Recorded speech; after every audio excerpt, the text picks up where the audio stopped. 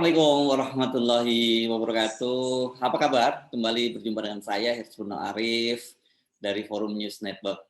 Bagaimana sikap dan tanggapan Presiden Jokowi atas pencapresan Anies Baswedan oleh Partai Nasdem kini mulai terbuka. Jokowi menilai langkah Ketua Umum Partai Nasdem Surya Paloh itu sebagai langkah yang tergesa-gesa dan sembrono. Sikap Jokowi ini juga menjelaskan kepada kita mengapa Nasdem itu tampaknya sangat reaktif ya ketika diserang oleh Sekjen PDIP Hasto Kristianto dengan isu antisesa Jokowi dan juga desakan reshuffle kabinet yang harus dilakukan oleh Presiden Jokowi. Sikap Jokowi itu setidaknya bisa kita simak ketika dia menyampaikan pidato. Ini pidato tidak tertulis ya. Pada peringatan hari ulang tahun Partai Golkar ke-58 yang berlangsung hari Jumat malam di Jakarta Expo Kemayoran. Saya yakin Golkar akan dengan cermat, akan dengan teliti, akan dengan hati-hati, tidak sembrono dalam mendeklarasikan calon presiden dan wakil presiden 2024. Meskipun tadi saya lihat sudah teriak semua Pak Erlangga Hartarto. Dan saya juga meyakini bahwa yang akan dipilih oleh Partai Golkar, capres maupun cawapres, ini adalah tokoh-tokoh yang benar.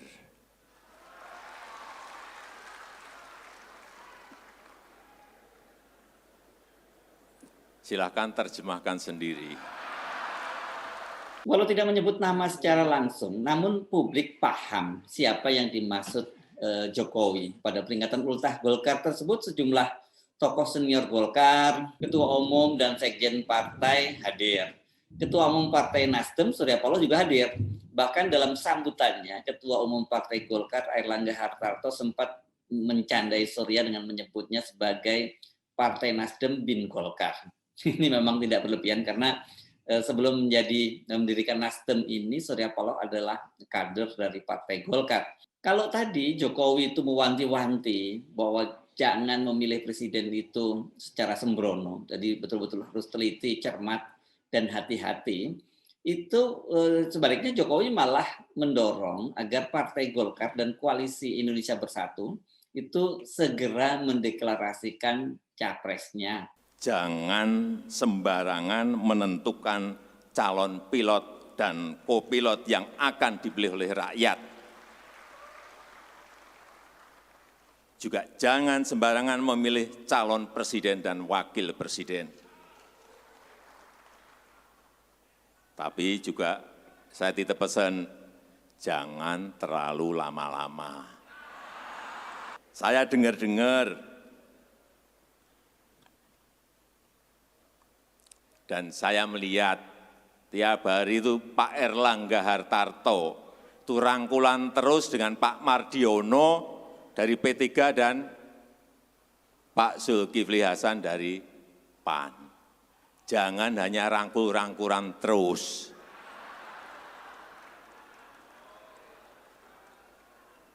Tapi saya meyakini sebentar lagi pasti akan segera menentukan.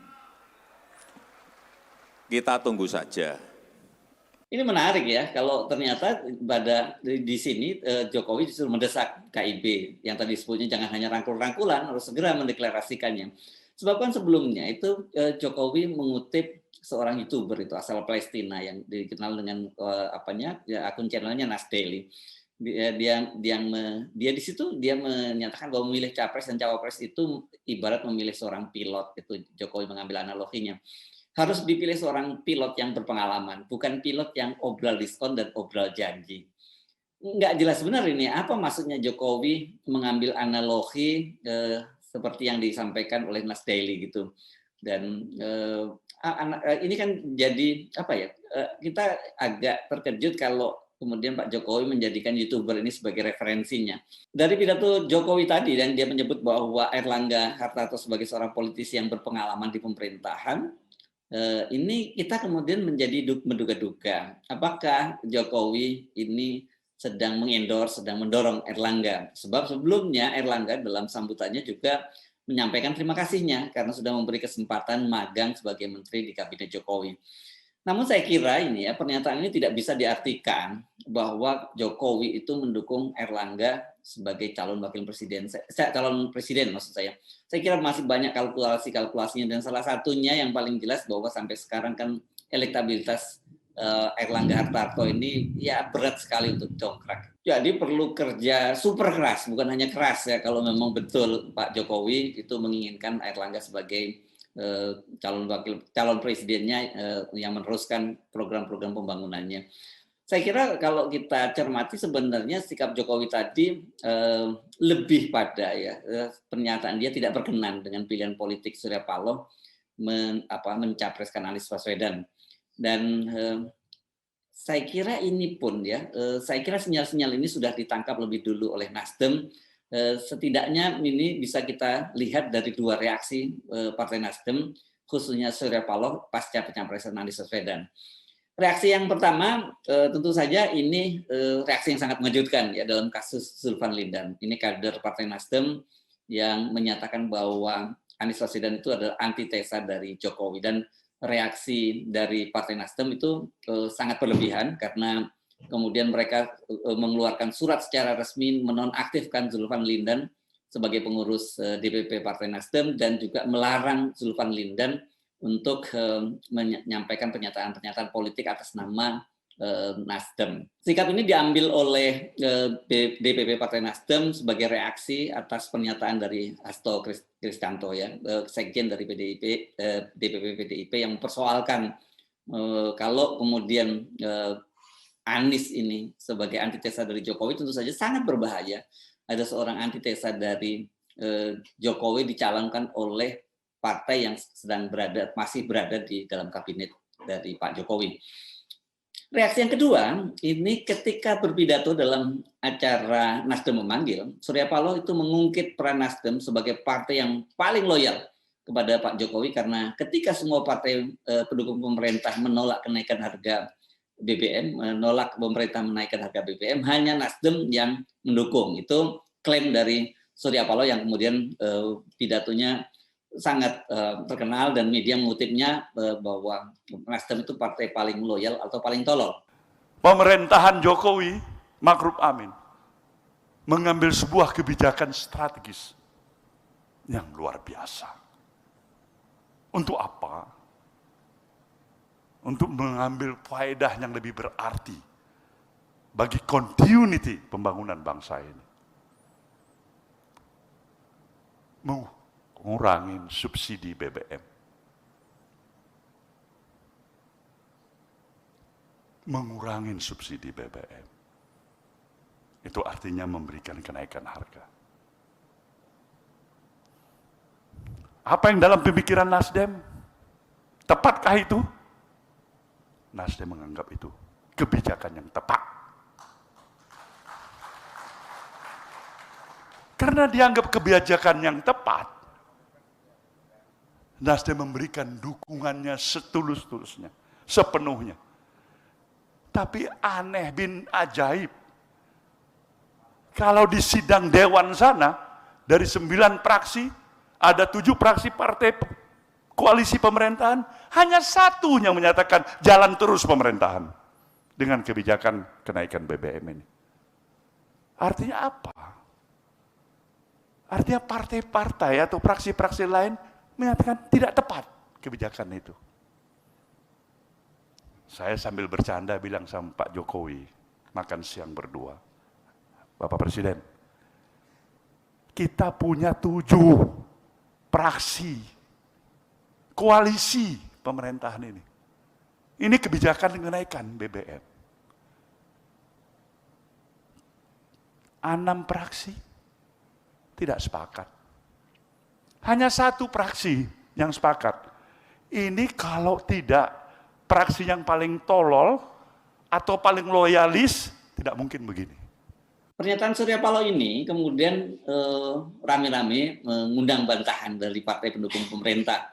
Semua menyatakan bahwa mereka juga mendukung kenaikan harga BBM gitu, termasuk juga PDIP. Nah, Hasto ini secara sinis ketika ditanya wartawan dia hanya menjawab pendek. Ya baguslah itu, kecap kan selalu nomor 1 ujarnya.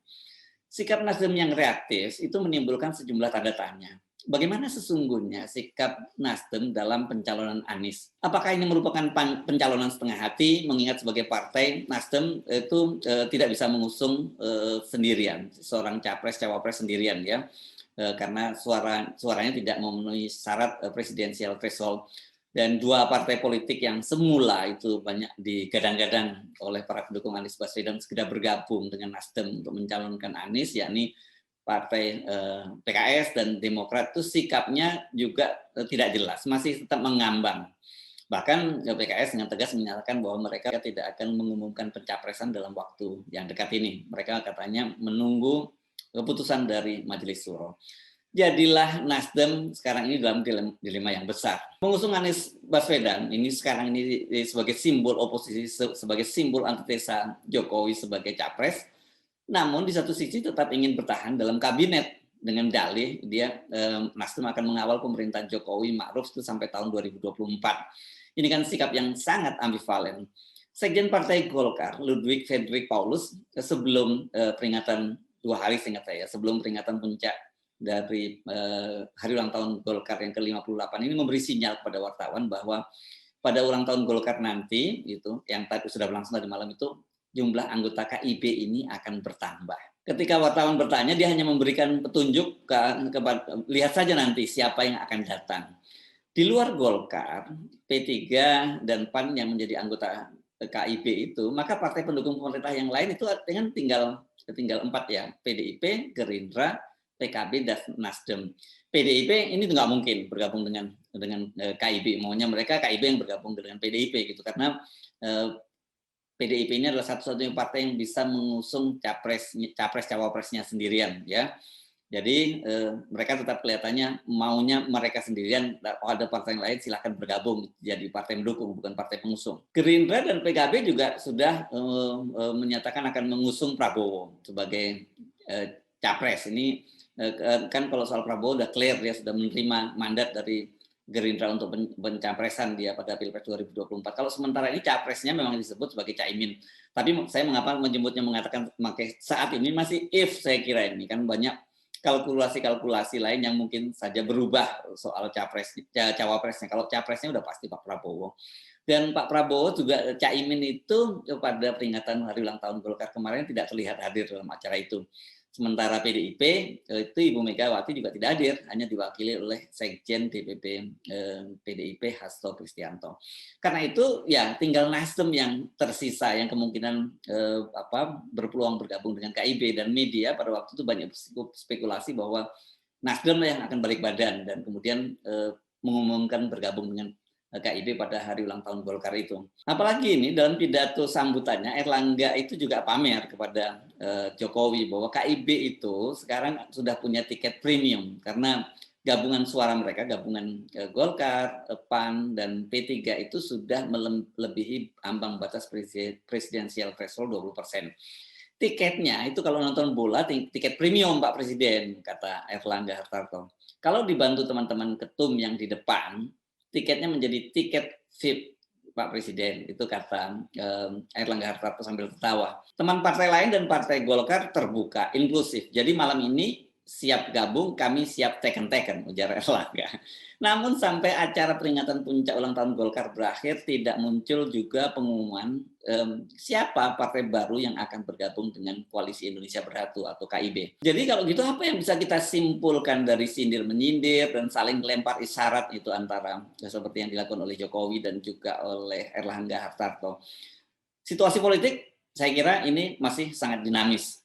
Belum ada satupun capres yang sudah pasti mengantongi tiket. Tiket sudah tersedia, tapi calonnya itu belum ada. Ini berlaku untuk KIB, karena mereka pasti juga tarik-menarik siapa yang akan jadi calon presiden dan calon wakil presidennya.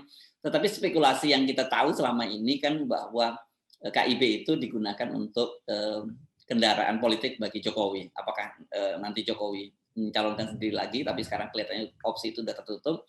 Tetapi kemungkinan juga digunakan untuk proksi dari Jokowi, yakni dalam hal ini Ganjar. Dan kalau kita lihat gerakan Ganjar yang sangat masif belakangan ini menimbulkan spekulasi semakin kuat bahwa KIB itu akan mendukung Ganjar. Apalagi P3, beberapa pengurus daerah, pengurus wilayahnya sudah mencapreskan Ganjar Pranowo, dan salah satunya yang sudah mengajukan Ganjar Pranowo sebagai capres itu adalah DPW P3 Banten. Dan kita tahu ketua umum atau PLT ketua umum P3 sekarang ini Haji Mardiono itu berasal dari Banten. Sebaliknya bagi Anies dan Nasdem, capresnya sudah ada, tapi tiket dan cawapresnya belum tersedia. Saya Hasbunur Arif dari Forum News Network. Sampai jumpa lagi. Wassalamualaikum warahmatullahi wabarakatuh.